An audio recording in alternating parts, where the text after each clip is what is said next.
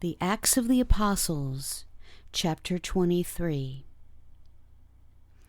And Paul, earnestly beholding the council, said, Men and brethren, I have lived in all good conscience before God until this day. And the high priest, Ananias, commanded them that they stood by him to smite him on the mouth. Then said Paul unto him, God shall smite thee, thou whited wall, for sittest thou to judge me after the law, and commandest me to be smitten contrary to the law? And they that stood by said, Revilest thou God's high priest? Then said Paul, I wist not, brethren, that he was the high priest, for it is written, Thou shalt not speak evil of the ruler of thy people. But when Paul perceived that the one part were Sadducees and the other Pharisees, he cried out in the council, Men and brethren, I am a Pharisee, the son of a Pharisee. Of the hope and resurrection of the dead I am called in question. And when he had said so, there arose a dissension between the Pharisees and the Sadducees, and the multitude was divided.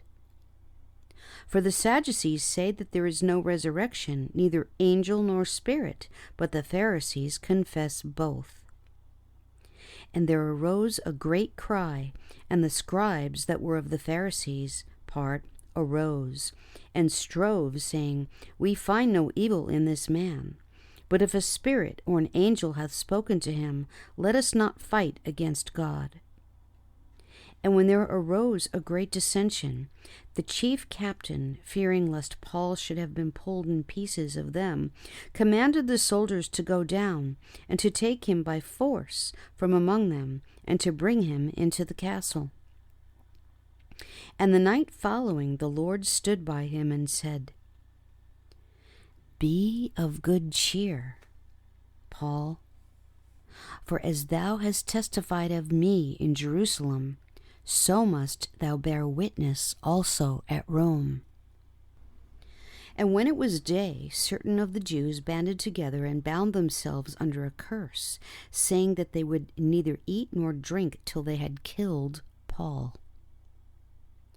And they were more than 40 which had made this conspiracy. And they came to the chief priests and elders and said, We have bound ourselves under a great curse, that we will eat nothing until we have slain Paul. Now therefore ye with the council signify to the chief captain that he bring him down unto you tomorrow, as though ye would inquire something more perfectly concerning him, and we, or ever he come near, are ready to kill him. And when Paul's sister's son heard of their lying in wait, he went and entered into the castle and told Paul. Then Paul called one of the centurions unto him, and said, Bring this young man unto the chief captain, for he hath a certain thing to tell him. So he took him and brought him to the chief captain, and said, Paul the prisoner called me unto him, and prayed me to bring this young man unto thee, who hath something to say unto thee. Then the chief captain took him by the hand, and went with him aside privately, and asked him, What is that thou hast to tell me? And he said, The Jews have agreed to desire thee, that thou wouldest bring down Paul tomorrow in the council, as though they would inquire somewhat of him more perfectly. But do not thou yield unto them, for there lie in wait for him of them more than 40 men, which have bound themselves with an oath, that they will neither eat nor drink till they have killed him. And now they are ready, looking for a promise from thee. So the chief captain then let the young man depart, and charged him, See thou tell no man that thou hast showed these things to me. And he called unto him 2 centurions, saying, Make ready 200 soldiers to go to Caesarea, and horsemen 70, and spearmen 200 at the 3rd hour of the night. And provide them beasts, that they may set Paul on, and bring him safe unto Felix the governor. And he wrote a letter after this manner: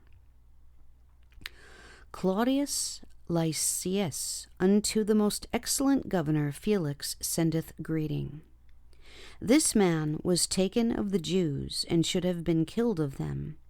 Then came I with an army, and rescued him, having understood that he was a Roman.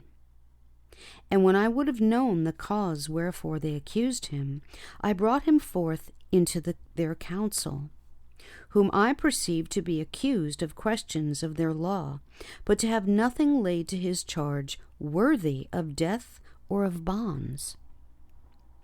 And when it was told me how that the Jews laid wait for the man, I sent straightway to thee, and gave commandment to his accusers also, to say before thee what they had against him. Farewell.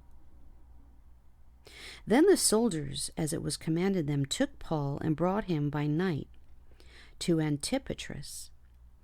On the morrow they left the horsemen to go with him, and returned to the castle.